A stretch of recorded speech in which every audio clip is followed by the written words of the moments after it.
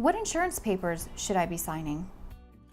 If you're involved in a car accident where you suffered injuries and your car was damaged, you have a claim for property damage and you have a claim for bodily injury. Generally, the property damage claim is settled quickly and directly with you. You might have to sign a document called a release. If you sign the release, make sure that it says for property damage only on it, so that you do not give up any rights to the bodily injury part of your claim. What's important to know is if you're injured and they're not paying your property damage, do not sue them in small claims court, because that could affect your right to bring a lawsuit in the future. Even if you settle, if you don't reserve your rights to bring a lawsuit for bodily injury, you could be forever barred from bringing that case.